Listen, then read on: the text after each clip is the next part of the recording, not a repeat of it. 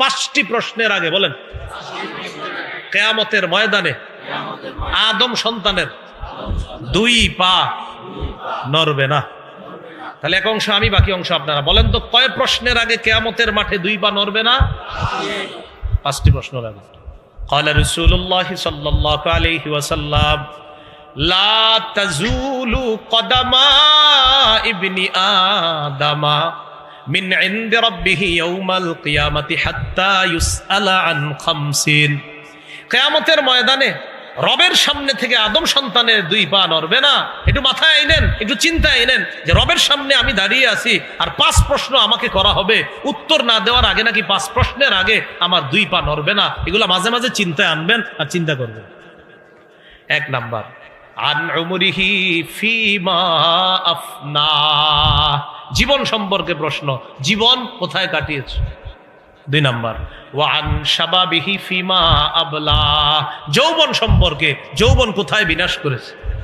3 number, one মালিহি মিন আইনা ইকতাসাবা, সম্পদ সম্পর্কে প্রশ্ন করা হবে, সম্পদ কোথা থেকে কামাই করছে। 4 নাম্বার, ওয়াফিমা আনফাকা, সম্পদ কোথায় ব্যয় করেছে। 3 নাম্বার, কোত্থেকে আয়। 4 নাম্বার, কোথায় ব্যয়। 5 নাম্বার, ওয়া বিমাজা আমিলা ফিমা আলিমা, যা জেনেছে জানা অনুযায়ী আমল করেছে কিনা। এই 5 প্রশ্নের উত্তর না দেওয়ার আগে, 5 প্রশ্ন করার আগে আদম সন্তানের 2 পা নড়বে না। প্রিয় ভাইয়েরা, 1 নাম্বার জীবন, 2 নাম্বার যৌবন। 1 নাম্বার জীবন, 2 নাম্বার যৌবন। এর মানে আমার জীবন যৌবনের পুরাটা সময় পাই টু পাই হিসাব আল্লাহর কাছে দিতে হবে। শৈশবকালটা খেল তামাশায় কাটছে। এরপরে আল্লাহ বলছেন ওয়াজিনা, বাহ্যিক চাকচিক্য, এটার দ্বারা উদ্দেশ্য যৌবনকাল। যৌবনকালটা মানুষ শুধু সৌন্দর্যতা তালাশ করে, চাকচিক্য কোথায় এটা তালাশ করে যৌবনকালে। এরপরে আল্লাহ বলছেন ওয়াতাকাসুরুম বাইনা ওয়াতাফাখুরুম বাইনাকুম ওয়াতাকাসুরুন ফিল আমওয়ালি ওয়াল আওলাদ, সন্তান আর সম্পদের আধিক্য নিয়ে গর্ব করা, এটা হলো বার্ধক্যকাল। বয়স বেড়ে গেলে মানুষের গর্বের বিষয় হয়, আমার দোকান আছে এই কয়টা, আমার সন্তান আছে এই কয়জন, আমার নাতি নাতনি আছে 20 জন 22 জন, এগুলো হয় মানুষের গর্বের বিষয়। আল্লাহ এই 3টা কালকে বললেন এই পার্থিব জীবন এটা খেল তামাশা, শৈশবকাল, জিনা বাহ্যিক সৌন্দর্য, যৌবনকাল, আর তাকাসুরুম তাফাখুরুম বাইনাকুম ওয়া তাকাসুরুন ফিল আমওয়ালি ওয়াল আওলাদ, সন্তানের আধিক্য আর সম্পদের আধিক্য নিয়ে গর্ব করা, এটা হলো বুড়াকাল, বার্ধক্যকাল। ওই সময় মানুষ এটা বলে, কেউ জিজ্ঞাসা করলে আল্লাহ দিলে আমার 5টা বাড়ি আছে, সন্তান আছে 7 জন, নাতি নাতনি আছে 20 জন 22 জন, এরকম বলে। তো আল্লাহ পাক রব্বুল আলামিন কয় এটাই পার্থিব জীবন। এই সৌন্দর্য কেমন জানো, কামাসালি গাইসিন, আকাশের বৃষ্টির মতো, মেঘের মতো। মেঘ থেকে বৃষ্টি আসে, আসার পর জমিনে বৃষ্টি পড়ে, ওই বৃষ্টি থেকে উদ্ভিদ ওঠে, ওই বৃষ্টি থেকে ফসল হয়। আজাবাল কুফার নাবাতুহু, যেই উদ্ভিদ, ফলমূল, ফসল, বৃষ্টি থেকে উৎপাদিত ফসল কৃষকদেরকে মুগ্ধ করে। আহা, খুব সুন্দর হয়েছে ফসল। তাহলে প্রথমে ফসল খুব সুন্দর হলো, সুম্মা ইয়াহিজু, এরপর পাকে, আরো খুশি। ফাতারাহু মুসফাররা, তুমি দেখবে যে তা হলুদ বর্ণ ধারণ করে, পিত বর্ণ ধারণ করে। এটা কি সারা জীবন থাকে হলুদ বর্ণটা? পাকার পরে কি সারা জীবন পাকা থাকবে? আল্লাহ বলেন সুম্মা ইয়াকুনু হুতামা, এক পর্যায়ে সব চূর্ণ বিচূর্ণ হয়ে যায়। হঠাৎ দেখা যাবে এই জমিনে কিছুই নেই, ফসল আছে, এক পর্যায়ে ফসল ছিল, ফসল পাকছে, আমরা জমিনের পাশ দিয়ে বলি মাশাআল্লাহ ধানগুলা সুন্দর হয়েছে, কিন্তু একটা পর্যায়ে দেখি ধান টান কিছুই নেই। তো আল্লাহ বলেন এই দুনিয়াটা এমন, সৌন্দর্য তুমি দেখতেছো কিছুকাল, এরপর দেখবা সব শেষ হয়ে যাচ্ছে নিমিষে।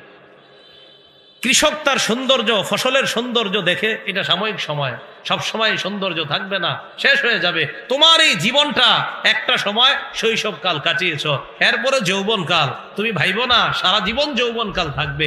হঠাৎ বুড়া হবা, এক পর্যায়ে তুমি শেষ হয়ে যাবা।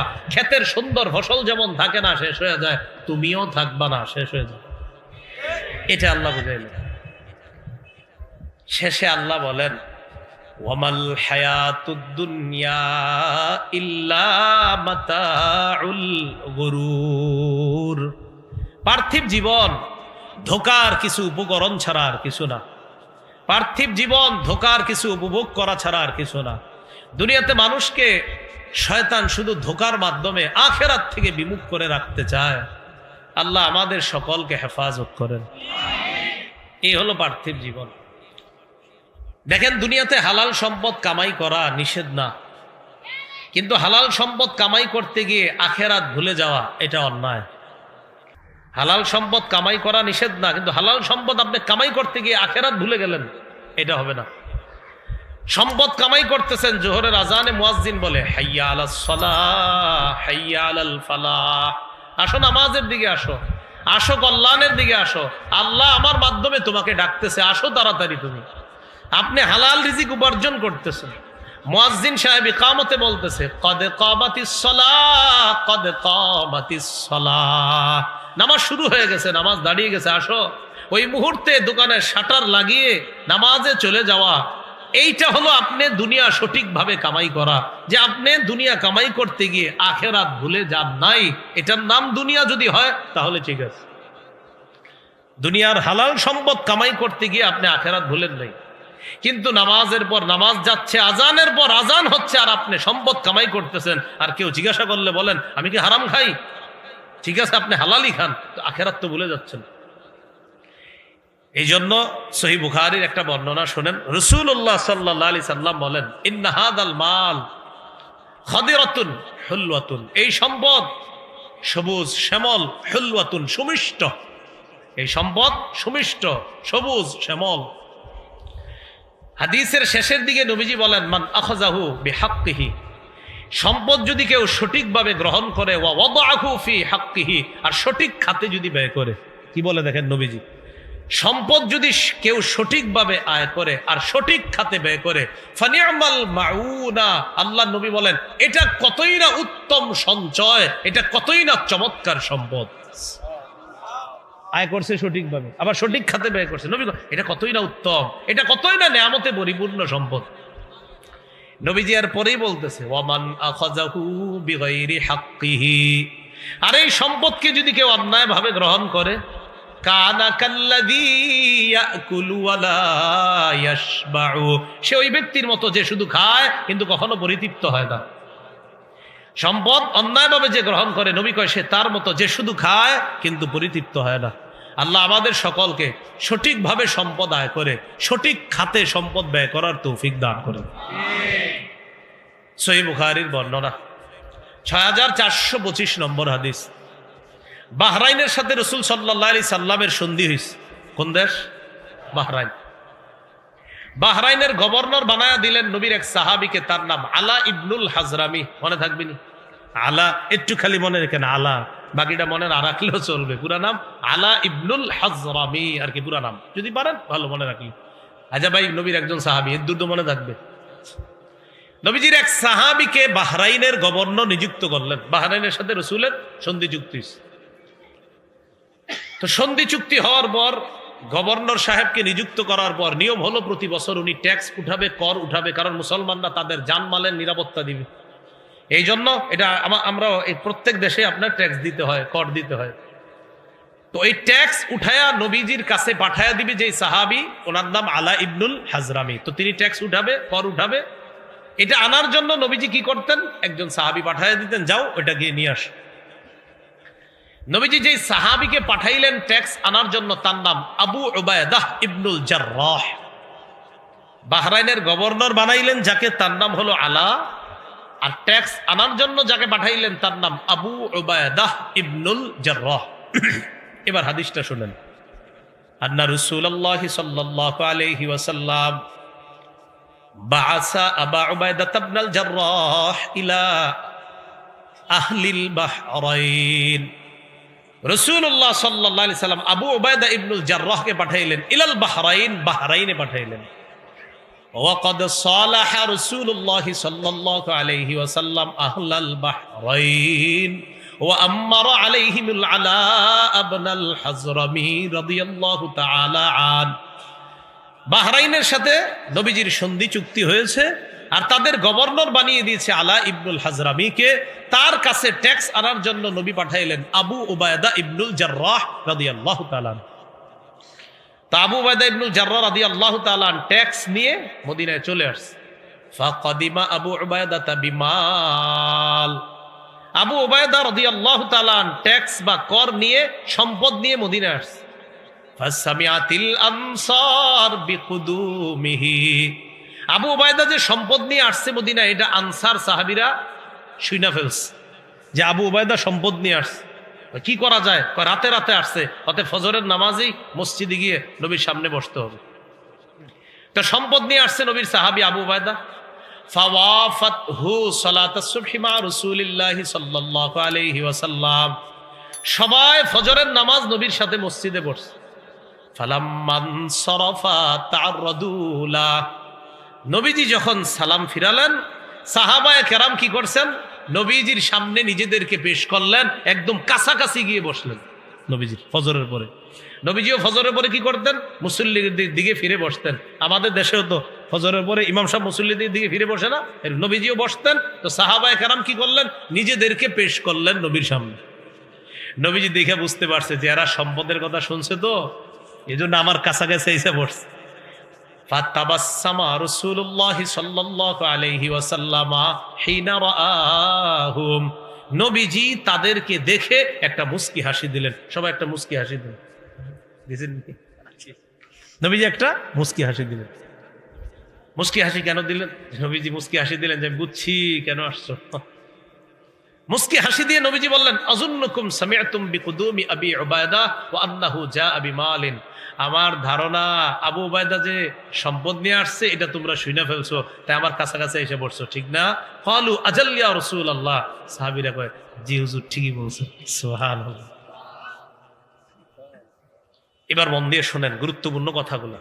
নবীজি বলেন, আবশিরু, সুসংবাদ গ্রহণ করো, ওয়া আমিলু মা ইয়াসুররুকুম, এবং তোমরা আশা রাখো যা তোমাদেরকে আনন্দ দিবে। এই জিনিসের আশা করো, এটা তোমরা আশা করো যা তোমাদেরকে আনন্দ দিবে। তবে তোমরা একটু শোনো, মাল ফাকরা আখশা আলাইকুম, দারিদ্রতা তোমাদেরকে পেয়ে বসবে, আমি নবী এই ভয় করি না। দারিদ্রতা তোমাদেরকে পেয়ে বসবে এই আশঙ্কা আমি করি না, এই ভয় আমি করি না। ওয়ালাকিন আখশা আলাইকুম আন তুবসাতা আলাইকুমুদ দুনিয়া কামা বুসিতাত আলা মান কানা ক্বাবলাকুম ফাতানাফাসুহা কামা তানাফাসুহা।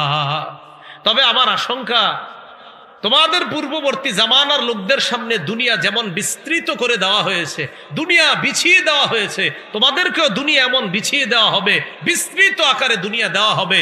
দুনিয়ার অঢেল ধন সম্পদ তোমাদেরকেও দেওয়া হবে, আগের জামানায় যেমন দেওয়া হয়েছে। ফাতানাফাসুহা কামা তানাফাসুহা, তারা দুনিয়া কামাই করার জন্য প্রতিযোগিতায় লেগে গিয়েছে, তোমরাও প্রতিযোগিতায় লেগে যাবা, আমি নবী আশঙ্কা করতেছি। দারিদ্রতার আশঙ্কা করি না, বরং তোমাদেরকে অত সম্পদ দেওয়া হবে যেমন সম্পদ পূর্ববর্তীদেরকে দেওয়া হয়েছে। কিন্তু তারা সম্পদ পাওয়ার আশায় এমন প্রতিযোগিতা করছে, প্রতিযোগিতা করতে করতে ওয়াতুলহিয়াকুম কামা আলহাতহুম, এক পর্যায়ে দুনিয়া তাদেরকে আখিরাত থেকে বিমুখ করে দিয়েছে, তোমাদেরকেও দুনিয়া আখিরাত থেকে বিমুখ করে দিবে, আমি নবী আশঙ্কা করতেছি। হাদিস থেকে কি শিখলাম দেখেন তো? প্রথমে নবী বলছে আবশিরু, সুসংবাদ গ্রহণ করো, সাথে সাথে বলছে এমন সম্পদের আশা করো যা তোমাদেরকে আনন্দ দিবে। তাহলে তো ভালো কথাই বলছে নবী। একটু পরে আবার বলতেছে তোমাদেরকে দারিদ্রতা পেয়ে বসবে, এই ভয় আমি করি না। তোমাদের সামনে অঢেল ধন সম্পদ দেওয়া হবে, অতীতের জামানায় যেমন দেওয়া হয়েছে, এখানেও সমস্যা না। সমস্যাটা হলো কি? নবী বলেন তারা এই ধন সম্পদ কামায় প্রতিযোগিতা করেছে, তোমরাও করবা, কিন্তু প্রতিযোগিতা করতে গিয়ে একটা সমস্যা হয়েছে, সেটা হলো তাদেরকে আখেরাত থেকে বিমুখ করে দিয়েছে দুনিয়ার ধন সম্পদ। আমারও আশঙ্কা তোমাদেরকেও আখেরাত থেকে বিমুখ করে দিবে, এই আশঙ্কা, এই ভয় আমি নবী করতেছি। তাহলে ভাই কি শিখলাম? হালাল ভাবে সম্পদ কামাই করা দূষণীয় নয়, কিন্তু সম্পদ কামাই করতে গিয়ে আখেরাত ভুলে যাওয়া এটা অন্যায়। নবীজি দেখে প্রথমে বলছে কিন্তু সুসংবাদ গ্রহণ করো, তার মানে ঠিক আছে দুনিয়া হালাল ভাবে কামাও, ঠিক আছে, কিন্তু শেষে আবার বলছে দুনিয়া কামাই করতে গিয়ে অতীত জামানার লোকেরা আখেরাত থেকে দূরে সরে গেছে, তোমরাও দূরে সরে যাবা, এটা আমার আশঙ্কা হয়। তাহলে আমরা হাদিস থেকে দুইটা গুরুত্বপূর্ণ শিক্ষা শিখলাম। এক, দুনিয়া কামাই হালাল ভাবে নিষেধ না, দুনিয়া কামাই করতে গিয়ে আখেরাত ভুলে যাওয়াটা নিষেধ। তাহলে আখেরাত ভুলে যাওয়া যাবে না। কি শিখলাম? আখেরাত সামনে রাখবো, এরপর দুনিয়া কামাই করবো। বলেন ইনশাআল্লাহ।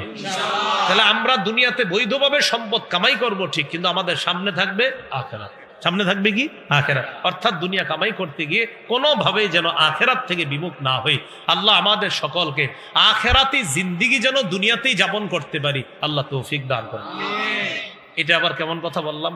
প্রথমে একটু আমার সাথে বলেন, বলেন দুনিয়ার সন্তান, আখেরাতের সন্তান। কয় ধরনের সন্তান বললাম? একটা দুনিয়ার সন্তান আর একটা আখেরাত। আচ্ছা, এবার হাদিস শুনি। সহিহ বুখারীর 6417 নম্বর হাদিস। হাদিস বর্ণনা করার আগে ইমাম বুখারী রহমতুল্লাহ আলাইহি আলী ইবনে আবি তালেব রাদিয়াল্লাহু তাআলা আনহুর একটা বক্তব্য আছে। সহিহ বুখারীর 6417 নম্বর হাদিসটা বর্ণনা করার আগে ইমাম বুখারী হযরত আলীর একটা বক্তব্য আনছেন, আনার পর এরপর হাদিসটা বলছে। তো হযরত আলীর বক্তব্যটা একটু শুনেন। আন আলী ইবনে আবি তালিব রাদিয়াল্লাহু তাআলা আন ইরতাহালাতিদ দুনিয়া মুদবিরাতান ওয়ারতাহালাতিল আখিরাতু মুকবিলা ولكل واحدة منهما بنون فكونوا من أبناء الآخرة ولا تكونوا من أبناء الدنيا। আলী রাদিয়াল্লাহু তাআলা আনহু বলেন, ইরতাহালাতিদ দুনিয়া মুদবিরাতান, দুনিয়া পিছিয়ে যাচ্ছে, দুনিয়া পিছনের দিকে যাচ্ছে।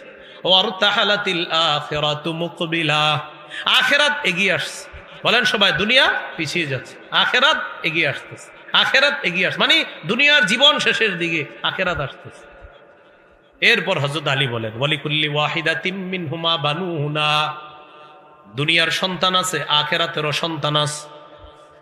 আলী বলেন, ফাকুনু মিন আবনাইল আখিরা, তোমরা আখেরাতের সন্তান হও। ওয়ালা তাকুনু মিন আবনাইদ দুনিয়া, দুনিয়ার সন্তান হয় না। আখেরাতের সন্তান হওয়ার দ্বারা উদ্দেশ্য হলো দুনিয়ার মধ্যে তোমার জীবনটা এমন ভাবে কাটাও যেন দেখলেই মনে হয় তোমার আখেরাত ওয়ালা একটা জিন্দেগি। অর্থাৎ তোমাকে দেখলেই যেন মনে হয় তুমি একজন দিনদার। দুনিয়ার সন্তান হওয়ার অর্থ হলো তুমি এমন হও না তোমার কার্যক্রম যেন দুনিয়াবি মানুষের মতো না হয়। মানে দুনিয়াতে আসো, তোমার কার্যক্রম এমন হবে যে তোমাকে যেন মনে হয় দিনদার, তোমার কার্যক্রম যেন এমন না হয় যে তোমাকে মনে হচ্ছে দুনিয়াদার। তাহলে দুনিয়ার সন্তান মানে দুনিয়াতে এমন ভাবে চলবো আমি যে কেমন যেন দুনিয়া আমার সব, আখেরাত ভুলে গেলাম, এটা হলো দুনিয়ার সন্তান। আর দুনিয়াতে থাইকাও আমি আখেরাত সামনে রাখি। আজান দেয় তো মসজিদে যাই, ফজর পড়ি, কোরআন তেলাওয়াত করি, এরপর আমার দিন শুরু হয়, এরপর জোহর পড়ি, আসর পড়ি, মাগরিব পড়ি, এশা পড়ি, তালিমে বসতেছি, আবার আমি আমার দায়িত্বগুলো পালন করতেছি, সন্তানের হক, স্ত্রীর হক, এই সব আমি পালন করতেছি।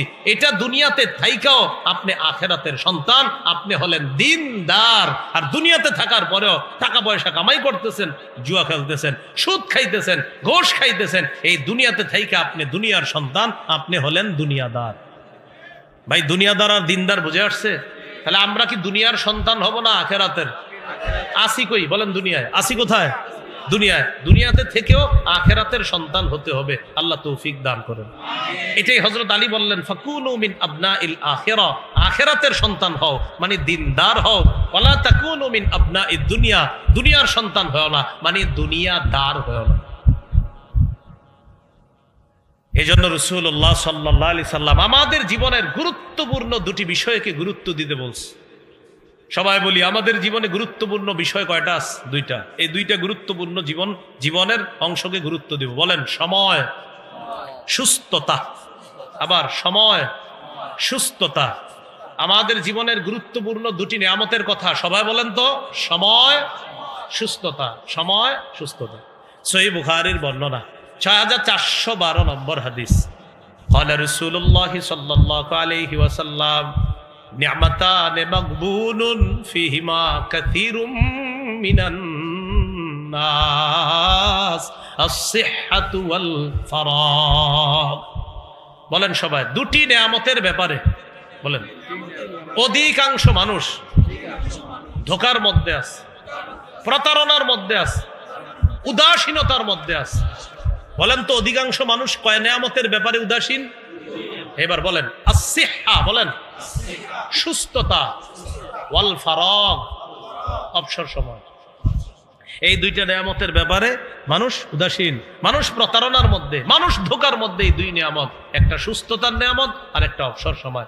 সুস্থতার সময় দেখবেন জিকির করে না বেশি, দোয়া করে না বেশি, আল্লাহরে ডাকে না। অসুস্থ হইলেই আল্লাহ বাসার, আল্লাহ বাসান, অসুস্থ হইল। তাহলে সুস্থতার সময় আল্লাহকে ডাকে না। আর আল্লাহ এটাই বলছে 25 পারা শুরু পৃষ্ঠা, ওয়া ইযা আনআমনা আলাল ইনসানি আ'রাদা ওয়া নাআ বিজানিবি। আমি যখন মানুষকে নেয়ামত দান করি, মানুষ আমারে এড়িয়ে চলে। আমি যখন মানুষকে নেয়ামত দান করি, ও আমার থেকে মুখ ফিরায় নেয়, আমারে এড়িয়ে চলে। কি বলতেছে আল্লাহ দেখেন, আমি ওরে নেয়ামত দিলে ও আমারে এড়িয়ে চলে, আমার থেকে মুখ ফিরায় নেয়। আমি আল্লাহ ওরে নেয়ামত দিলাম, ও আমার থেকে মুখ ফিরায় নেয়, আমারে পাশটাইটা চলে। ওয়া ইযা মাসসাহুশ শাররু ফাযু দুআইন আরিদ। কোন বিপদ যখন তাকে স্পর্শ করে লম্বা চওড়া দোয়াওয়ালা বনে যায়। কি বলছে দেখছেন, লম্বা চওড়া দোয়াওয়ালা বনে। আসসালামু আলাইকুম হুজুর, চলেন বাসায় দোয়া আছে। এই পর্যন্ত কোন হুজুরের বাসায় নিছেন যে আপনি সুস্থতার অবস্থা, খালি কোন হুজুর বিপদ আপদ। যখনই নেওয়ার পর হুজুরে আবার আপনার জিজ্ঞাসা করে, তো কেন আনছেন, কি করবো? হুজুর বিপদ আপদ লেগে রয়েছে, দোয়া করেন। সুস্থতার সময় কয়জন বলছেন হুজুর দোয়া করেন? রাসূলুল্লাহ সাল্লাল্লাহু আলাইহি সাল্লাম বলেন, দুটা নেয়ামতের ব্যাপারে মানুষ উদাসীন, এক সুস্থতা, 2 নম্বর অবসর। সুস্থতার সময় আল্লাহ কয় ওরে আমি নেয়ামত দিলে আমারে এড়িয়ে চলে, পাশ কাইটা চলে। আর যখন বিপদ দেয় ওরে, তখন লম্বা চওড়া দোয়ার নাম, আল্লাহ বাসান, আল্লাহ বাসান। এজন্য আমার সাথে সবাই বলেন, বলেন বিপদে পড়ার সময় বলেন, যতটা না আল্লাহকে ডাকি এর চেয়ে বেশি সুখের সময় আল্লাহকে ডাকবো। তাহলে দুঃখের সময় আল্লাহকে যত ডাকি এর চেয়ে বেশি ডাকবো, কি অবস্থা? সুখের অবস্থা। বলেন ইনশাআল্লাহ। তাহলে সুখের সময় আমাদের রবকে বেশি বেশি ডাকবো, কারণ রব সুখের মধ্যে রাখছে, তাই রবকে বেশি বেশি ডাকবো। বলেন ইনশাআল্লাহ। তাহলে কয় নেয়ামতে উদাসীন? একটা সুস্থতা, আর একটা হলো অবসর সময়। গার্মেন্টসে রওনা করছে, রওনা করার পরে গার্মেন্টসে আপনি আরো 1 ঘন্টা আছে, 1 ঘন্টা পরে কাজ শুরু করবেন। আপনি জানেন যে আমার গার্মেন্টসে পৌঁছতে এখনো 1 ঘন্টা লাগবে, তাহলে 1 ঘন্টা পরে আপনি ব্যস্ত হয়ে যাবেন। 1 ঘন্টা এখনো অবসর আছেন, গাড়িতে বসে রয়েছেন, লেগুনায় বসে রয়েছেন, অটোতে বসে রয়েছেন, গল্প গুজবে না কাটায়া যে 1 ঘন্টা পরে আমার কাজে লাগতে হবে, অতএব 1 ঘন্টা কাজে লাগাই। সুবহানাল্লাহ, আলহামদুলিল্লাহ, লা ইলাহা ইল্লাল্লাহ, আল্লাহু আকবার।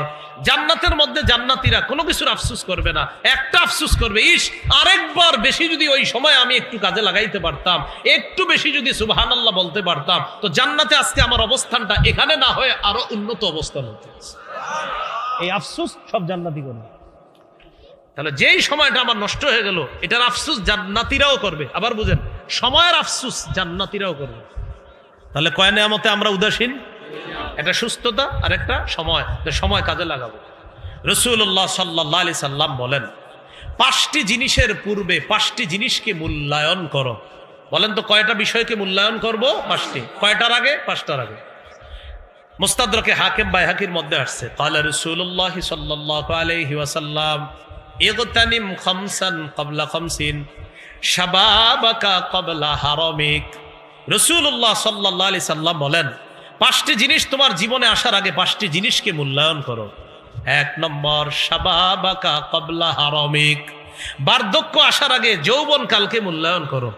বার্ধক্যে পৌঁছার আগে যৌবন কালকে মূল্যায়ন করো। 2 নম্বর, ওয়াসিহ্হাতাকা ক্বাবলা সাকামিক, অসুস্থ হওয়ার পূর্বে সুস্থতার অবস্থাটাকে তুমি মূল্যায়ন করো। 3 নম্বর, ওয়াফারাগাকা ক্বাবলা শুগুলিক, ব্যস্ত হওয়ার পূর্বে অবসর সময়টাকে তুমি মূল্যায়ন করো। ওয়াগিনাকা ক্বাবলা ফাকরিক, গরিব হয়ে যাওয়ার আগে টাকা পয়সাগুলাকে মূল্যায়ন করো। ধনাঢ্যর অবস্থাটাকে মূল্যায়ন করো। দরিদ্র হওয়ার আগে ধনী অবস্থাটাকে মূল্যায়ন করো। হালাল টাকাটা সঠিক খাতে কাজে লাগানোর চেষ্টা করো দরিদ্র হওয়ার আগে। 5 নাম্বার, ওয়াহায়াতাকা ক্বাবলা মাউতিক, মরার আগে জীবনটাকে মূল্যায়ন করো। আমি আবার বলছি, রাসূলুল্লাহ সাল্লাল্লাহু আলাইহি সাল্লাম বলেন, 5টি জিনিসকে মূল্যায়ন করো 5টি জিনিসের আগে। 1 নম্বর, শাবাবাকা ক্বাবলা হারামিক, বার্ধক্যে পৌঁছার আগে যৌবন কালটাকে মূল্যায়ন করো। 2 নম্বর, ওয়াসিহ্হাতাকা ক্বাবলা সাকামিক, অসুস্থ হওয়ার আগে সুস্থতা অবস্থাটাকে মূল্যায়ন করো। 3 নম্বর, ওয়াফারাগাকা ক্বাবলা শুগুলিক, ব্যস্ত হওয়ার আগে অবসর সময়টা মূল্যায়ন করো। 4 নম্বর, ওয়াগিনাকা ক্বাবলা ফাকরিক, দরিদ্র হওয়ার আগে ধনাঢ্য অবস্থাটাকে তুমি মূল্যায়ন করো। 5 নম্বর, ওয়াহায়াতাকা ক্বাবলা মাউতিক, মরার আগে তোমার এই জীবনটাকে তুমি মূল্যায়ন করো। আল্লাহ আমাদের এই সুস্থতা আর অবসর সময় সহ আর যে আরো কথাগুলো নবী বললেন সবগুলোকে মূল্যায়ন করার তৌফিক দান করুন। তিরমিজির বর্ণনা 2416 নম্বর হাদিস। এই হাদিসের মধ্যে আসছে, আগে একটু আমরা পড়াশোনা করি সবাই, চলেন বলেন 5টি প্রশ্নের আগে বলেন, কিয়ামতের ময়দানে আদম সন্তানের 2 পা নড়বে না। তাহলে এক অংশ আমি, বাকি অংশ আপনারা। বলেন তো কয় প্রশ্নের আগে কিয়ামতের মাঠে 2 পা নড়বে না? 5টি প্রশ্নের আগে। قال رسول الله صلى الله عليه وسلم لا تزول قدم ابن آدم من عند ربه يوم القيامة حتى يسأل عن 50। কিয়ামতের ময়দানে রবের সামনে থেকে আদম সন্তানের 2 পা নড়বে না। একটু মাথায় আইনেন, একটু চিন্তায় আইনেন যে রবের সামনে আমি দাঁড়িয়ে আছি আর 5 প্রশ্ন আমাকে করা হবে, উত্তর না দেওয়ার আগে নাকি 5 প্রশ্নের আগে আমার 2 পা নড়বে না। এগুলো মাঝে মাঝে চিন্তায় আনবেন আর চিন্তা করবেন। 1 নাম্বার, আন উমরিহি ফিমা আফনা, জীবন সম্পর্কে প্রশ্ন, জীবন কোথায় কাটিয়েছে। 2 নাম্বার, ওয়ান শাবাবিহি ফিমা আবলা, যৌবন সম্পর্কে, যৌবন কোথায় বিনাশ করেছে। 3 নাম্বার, ওয়ান মালিহি মিন আইনা ইকতাসাবা, সম্পদ সম্পর্কে প্রশ্ন করা হবে, সম্পদ কোথা থেকে কামাই করছে। 4 নাম্বার, ওয়াফিমা আনফাকা, সম্পদ কোথায় ব্যয় করেছে। 3 নাম্বার, কোত্থেকে আয়। 4 নাম্বার, কোথায় ব্যয়। 5 নাম্বার, ওয়া বিমাজা আমিলা ফিমা আলিমা, যা জেনেছে জানা অনুযায়ী আমল করেছে কিনা। এই 5 প্রশ্নের উত্তর না দেওয়ার আগে, 5 প্রশ্ন করার আগে আদম সন্তানের 2 পা নড়বে না। প্রিয় ভাইয়েরা, 1 নাম্বার জীবন, 2 নাম্বার যৌবন। 1 নাম্বার জীবন, 2 নাম্বার যৌবন। এর মানে আমার জীবন যৌবনের পুরাটা সময় পাই টু পাই হিসাব আল্লাহর কাছে দিতে হবে। আল্লাহ আমাদের সকলকে সুস্থতার সময় কাজে লাগানোর তৌফিক দান করেন। তাহলে আমরা পার্থিব জীবনে আছি, মনে আসেনি, ভুলে গেছে। শৈশবকাল, যৌবনকাল, বার্ধক্যকাল, পুরা সব মিলে আমাদের জীবনটা হবে সুস্থতার জীবন আছে। আবার সময়গুলা পুরাটা জীবনের প্রত্যেকটা অংশই, মুহূর্ত খুব গুরুত্বপূর্ণ, দামি। বিশেষ করে বালেগ হওয়ার পর আমার প্রতিটা মুহূর্ত কিন্তু আমাকে কঠিনভাবে চলতে হবে, বুঝে শুনে চলতে হবে, একটু যেন এদিক সেদিক না হয়। কেন? কারণ কিয়ামতের ময়দানে আমাকে প্রশ্নের মুখোমুখি হতে হবে। আল্লাহ আমাদের সকলকে সময়গুলা কাজে লাগানোর তৌফিক দান করেন। তো রাসূলুল্লাহ সাল্লাল্লাহু আলাইহি ওয়াসাল্লাম এক হাদিসের মধ্যে বলেন, কিয়ামতের আগে সময় একদম নিকটবর্তী হয়ে যাবে। আমরা যে সময়টা আছি, এই সময় দেখবেন বরকত পাইতেছি না আমরা। জুমা আজকে শুক্রবার না, এই দেখবেন হঠাৎ আবার শুক্রবার এসে গেছে, সময় কেমন যেন বরকত হচ্ছে না। এটা তিরমিজি তো আছে, তিরমিজির বর্ণনা 2332 নম্বর হাদিস। এই হাদিসের মধ্যে আছে, قال رسول الله صلى الله عليه وسلم لا تقوم الساعة حتى يتقارب الزمان حتى تكون السنة كالشهر والشهر كالجمعة وتكون الجمعة كاليوم ويكون اليوم كالساعة وتكون الساعة كالضرمة بالنار। رسول الله صلى الله عليه وسلم বলেন, لا تقوم الساعة حتى يتقارب الزمان, সময় পরস্পর নিকটবর্তী হওয়ার আগ পর্যন্ত কিয়ামত সংগঠিত হবে না। কিয়ামতের আগে সময়ের একদম বরকত কমে যাবে। হাত্তা তাকুনা সানাতু কাশ-শাহরি, বছর হবে মাসের মতো। ওয়াশ-শাহরু কাল-জুমআ, মাস হবে সপ্তাহের মতো। ওয়া তাকুনুল জুমআতু কাল-ইয়াওম, 7 দিন হবে একদিনের মতো, সপ্তাহ হবে একদিনের মতো। ওয়া ইয়াকুনুল ইয়াওমু কাস-সাআ, একদিন হবে 1 ঘন্টার মতো। ওয়া তাকুনুস সাআতু কাদ-দারমাতি বিন-নার, ঘন্টা হবে অগ্নিস্ফুলিঙ্গের মতো। আগুনের উপরে একটা অগ্নিস্ফুলিঙ্গ হঠাৎ উপরে যায়, আবার নিচে নামে যেমন দ্রুত, ওই ঘন্টা এত দ্রুত চলে যায়। তো এখন আপনারা একটু চিন্তা করে দেখেন, রমজান মাস কিছুদিন আগে কাটাইছে, আবার দেখবেন হঠাৎ আপনার বলা হবে আগামীকাল থেকে তারাবি শুরু। হঠাৎ দেখবেন সময়, আমরা এমন একটা সময় আছি। তো এই জন্য দেখেন, এই সময় খুব গুরুত্ব সহকারে কাটানো, আমরা যেন প্রতিটা মুহূর্ত সঠিকভাবে কাটাইতে পারি, আল্লাহ তৌফিক দান করেন। প্রত্যেকটা মুহূর্ত যাচ্ছে, আমার বয়স বাড়তেছে, আমার আমল নামা বাড়লো কিনা এটা চিন্তা করা। তিরমিজির বর্ণনা 2329 নম্বর হাদিস। قال رسول الله صلى الله عليه وسلم, রাসূলুল্লাহ সাল্লাল্লাহু আলাইহি সাল্লামকে প্রশ্ন করা হলো, আইয়ুন নাসি খায়রুন ইয়া রাসূলুল্লাহ, হুজুর কোন মানুষটা সবচেয়ে উত্তম? নবীজি বললেন, মান তালা উমরুহু ওয়া হাসুনা আমালু, যার বয়স বাড়ছে আমল সুন্দর হয়েছে এই মানুষটা সবচেয়ে উত্তম মানুষ। আবার বলছি, নবী বললেন, জিজ্ঞাসা করলেন আইয়ুন নাসি খায়রুন, হুজুর কোন মানুষটা সবচেয়ে উত্তম? নবী বললেন, মান তালা উমরুহু ওয়া হাসুনা আমালু, যার বয়স বাড়ছে আমল সুন্দর হয়েছে এই মানুষটা সবচেয়ে উত্তম। এবার প্রশ্ন করা হলো, আইয়ুন নাসি শাররুন ইয়া রাসূলুল্লাহ, হুজুর কোন মানুষটা সবচেয়ে খারাপ, সবচেয়ে নিকৃষ্ট? নবী বললেন, মান তালা উমরুহু ওয়া সাআ আমালু, যার বয়স বাড়ছে আমল খারাপ হইছে।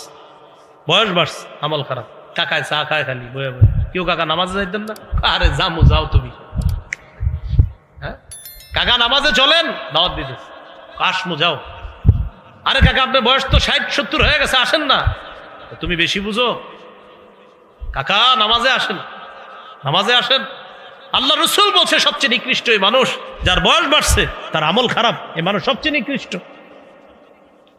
এই জন্য মুরব্বী যারা আছে, অনেক মাশাআল্লাহ, বেশিরভাগ মুরব্বী তো মাশাআল্লাহ নামাজ পড়ে, কিন্তু যেই মুরব্বী কয়েকজন নামাজে আসতেছে না, যেই মুরব্বীদেরকে নামাজের দাওয়াত দিলে বলে বেশি বুঝো ইত্যাদি বইলা বলে যে তুমি যাও, আমার চেয়ে বেশি বুঝো, তোমার চেয়ে বয়স আমার কম, সাথে সাথে আপনি বলবেন কাকা আপনার বয়স আসলেই বেশি, কিন্তু নবীজি হাদিসে বলছে যার বয়স বেশি আর আমল খারাপ সে সবচেয়ে নিকৃষ্ট, এটা নবী বলছে, নবী হাদিসে বলছে। তাহলে বয়স বাড়তেছে আর আমল খারাপ হইতেছে, নবী বলেন এটা শাররুন, এটা সবচেয়ে নিকৃষ্ট। আল্লাহ আমাদের জীবনের প্রত্যেকটা মুহূর্ত কাজে লাগানোর তৌফিক দান করেন। তো বলছিলাম শৈশবকাল, যৌবনকাল, বার্ধক্যকাল, এটা হলো জীবন। আল্লাহ বলছেন এইভাবে, ওমাল হায়াতুদ দুনিয়া ইল্লা মাতাউল গুরুর, এই পার্থিব জীবন ধোঁকার একটা জায়গা ছাড়া আর কিছু না। তাহলে এবার আমার সাথে বলেন, বলেন প্রকৃত জীবন, আখিরাতের জীবন। আবার প্রকৃত জীবন কোন জীবন?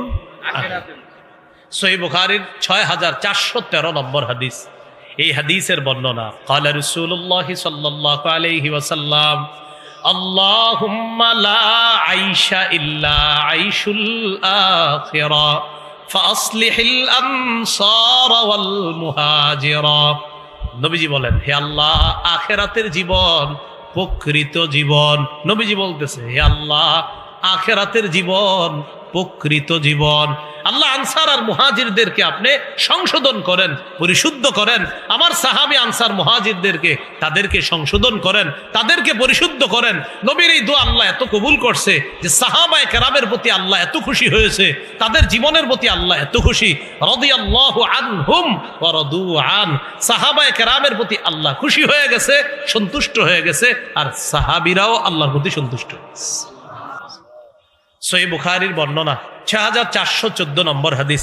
এই হাদিসের বর্ণনাকারী সাহাল ইবনে সাদ আস-সাঈদী রাদিয়াল্লাহু তাআলা, তিনি বলেন, কুন্না মা রাসূলিল্লাহি সাল্লাল্লাহু আলাইহি ওয়াসাল্লাম ফিল খানদাক, আমরা রাসূলুল্লাহ সাল্লাল্লাহু আলাইহি সাল্লামের সাথে খন্দকে ছিলাম।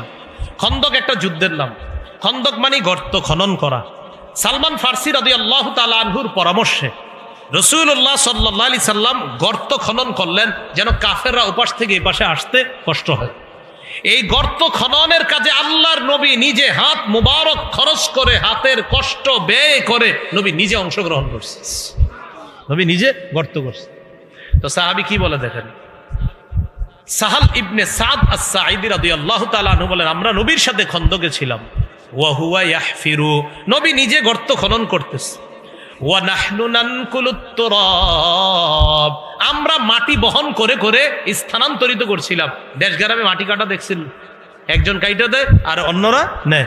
তো নবীজি কাটতেছে আর আমরা মাটি বহন করতেছি, আবার অন্যরাও কাটতেছে। মজার বিষয় যে নবীজিও কাটতেছে, এটা হলো আশ্চর্যের বিষয়। সুবহানাল্লাহ। তো নবীজি হঠাৎ তাকায় দেখে সাহাবায়ে কেরামের খুব কষ্ট হইতেছে। এক তো আপনার গরম, আবার পাথুরে জমিন, তো কাটা কত কষ্ট। সাহাবীদেরকে সান্ত্বনা দেওয়ার জন্য আর কাজের গতি বাড়ানোর জন্য তো সাহাবীরা বলে, ওয়ায়ামুরু বিনা, নবী আমাদের পাশ দিয়ে অতিক্রম করলেন, আমাদের দিকে তাকায় বললেন, আল্লাহুম্মা লা আইশা ইল্লা আইশুল আখিরা ফাগফির লিল আনসারি ওয়াল মুহাজিরা।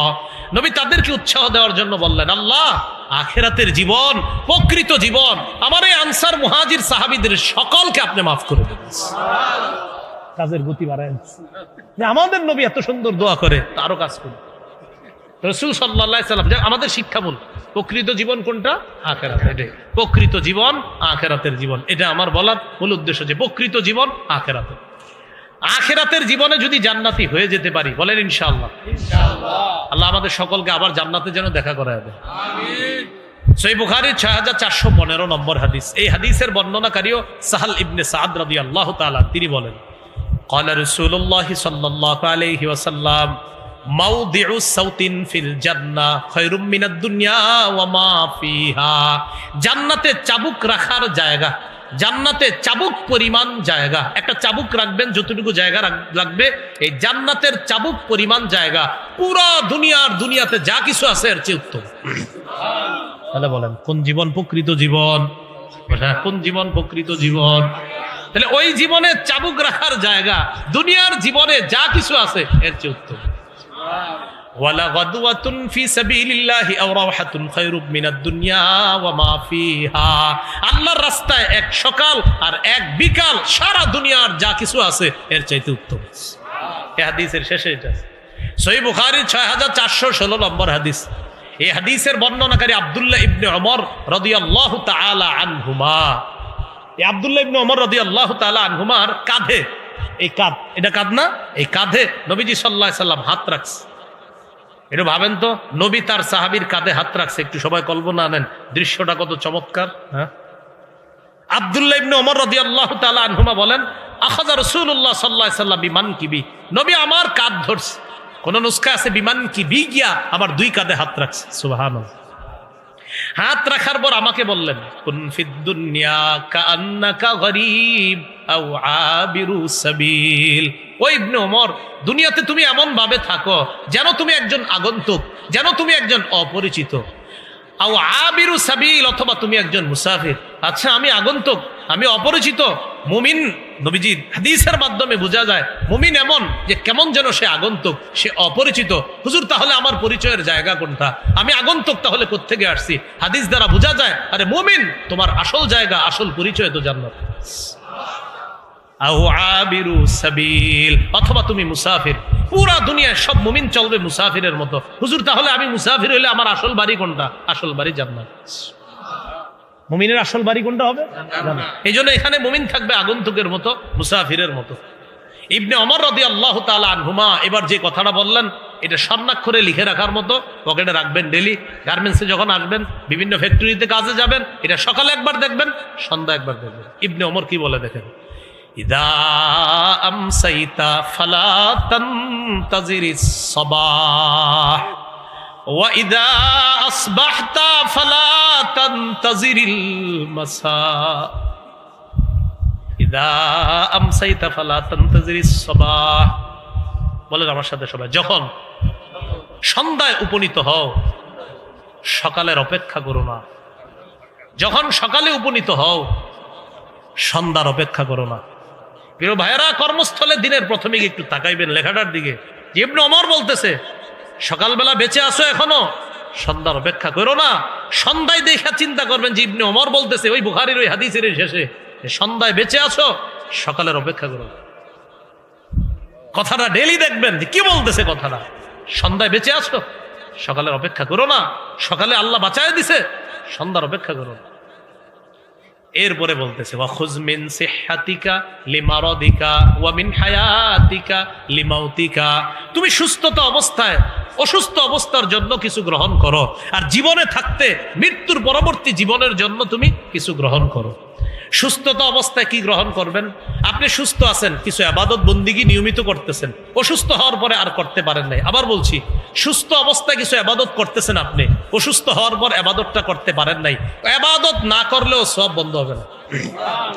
এটা কেমন কথা বললাম? হ্যাঁ, হাদিসে আসছে, মুসনাদে আহমদ 6895 নম্বর হাদিস। এই হাদিসের মধ্যে আসছে রাসূলুল্লাহ সাল্লাল্লাহু আলাইহি সাল্লাম বলেন, ইন্নাল আবদা ইযা কানা আলা তরিকাতিন হাসানাতিন মিনাল ইবাদা সুম্মা মারিদা কিলা লিল মালাকিল মুআক্কালি বিহি উকতুবু লাহু বিমিসলি আমালিহি ইযা কানা তলিকা। রাসূলুল্লাহ সাল্লাল্লাহু আলাইহি সাল্লাম বলেন, কোন বান্দা যখন সঠিক একটা ইবাদতের পদ্ধতি গ্রহণ করে, সুস্থ অবস্থায় মনে করেন ডেইলি আমল করেন একটা, হঠাৎ অসুস্থ হয়ে গেছে, অসুস্থ হওয়ার পর ওই বান্দার আমল নামা যে লেখে, ওই নিয়োজিত ফেরেশতাকে আল্লাহর পক্ষ থেকে বলা হয় উকতুব লাহু বিমিসলি আমালিহি ইযা কানা তালিকা। বান্দা সুস্থ থাকতে যে আমল করলে সওয়াব লেখতা, এখনো সওয়াব লিখতে থাকে।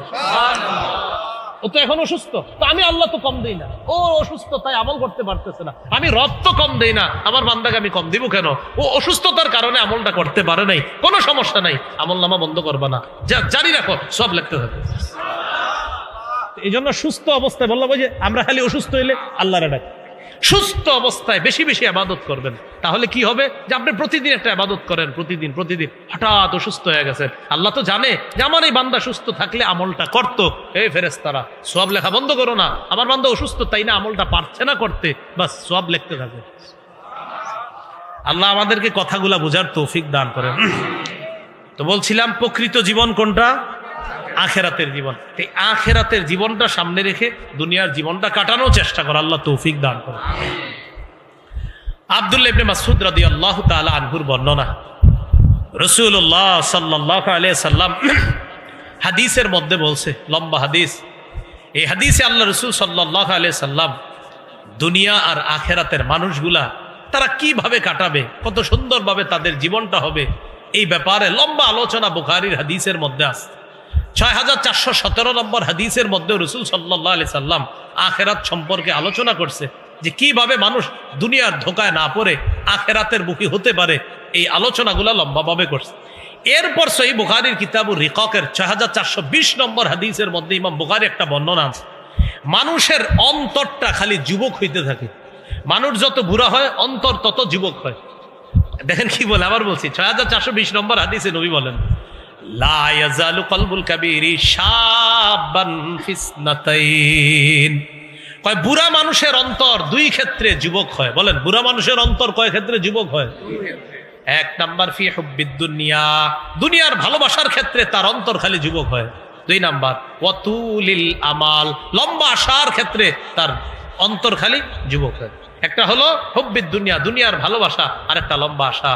এই হলো, এই ক্ষেত্রে তার অন্তরটা খালি যুবক হইতে থাকে। কেউ কাকা মন এত খারাপ কেন? হইল না, 5টা ছেলে ইতালিতে আছে, মাশাআল্লাহ ভালো কথা, বেতন কেমন পায়? 12-13 লাখ পায়। আর 6 নম্বর ছেলেটা বাংলাদেশে 50,000 টাকা মাত্র পায়, এটার এখনো কোনো কুল কেনারা করতে পারি নাই, অন্ডা ভালো না, বয়স 75 কাকার। রাসূলুল্লাহ সাল্লাল্লাহু আলাইহি সাল্লাম বলেন, লা ইয়াজালু কলবুল কাবীরি শাবান, বুড়া মানুষের অন্তর দুই ক্ষেত্রে খালি যুবক হয়, খালি যুবক হয়। ফি হুব্বিদ দুনিয়া, দুনিয়ার ভালোবাসা, ওয়াতুলিল আমাল, আর হলো লম্বা আশা। তো যাই হোক, বুড়া মানুষের অন্তর এই দুই ক্ষেত্রে যুবক যদিও হয়, আখেরাত যেন ভুলে না যায়। ভাই কি বললাম? আখেরাত যেন ভুলে। সহিহ বুখারী 6421 নম্বর হাদিসে আছে, ইয়াকবারু ইবনু আদম ওয়া ইয়াকবারু মাহু ইসনান, আদম সন্তান বড় হয়, ওয়া ইয়াকবারু মাহু ইসনান, দুই ক্ষেত্রে তার আশাটাও বড় হয়। আদম সন্তানের বয়স বাড়ে, দুই ক্ষেত্রে তার আশাও বাড়ে। রাসূল বলেন, ইয়াকবারু ইবনু আদম, আদম সন্তানের বয়স বাড়ে, ওয়া ইয়াকবারু মাহু ইসনান, বয়স বাড়ার সাথে সাথে দুই ক্ষেত্রে তার আশাটাও বাড়তে থাকে। এক নাম্বার হুব্বুদ দুনিয়া, দুনিয়ার ভালোবাসা। দুই নাম্বার ওয়াতুলুল উমর, এই হাদিসে আসছে উমর, লম্বা জীবন দুনিয়াতে থাকবে, এই আশা তার খালি বাড়ে। আরো কাকা বয়স কত? 95। তুই আরো বাঁচতে চায়, আরো বাঁচতে চায়, এই হলো আশা। তো এই দুই ক্ষেত্রে তাদের আশা এগুলা বাড়তে থাকে। সহিহ বুখারীর বর্ণনা 6433 নম্বর হাদিস। এই হাদিসের মধ্যে, লম্বা হাদিসের শেষে একটা কথা আছে, এই কথাটা একটু মন দিবেন। আগে পুরো হাদিসটা শোনেন আর শেষের কথাটা মন দিবেন। কি কয় দেখেন, একজন ব্যক্তি আছে, তার নাম ইবনে আবান। বলেন কি নাম? ইবনে আবান। তার পুরো নামটা হলো হুমরান ইবনে আবান। কি নাম?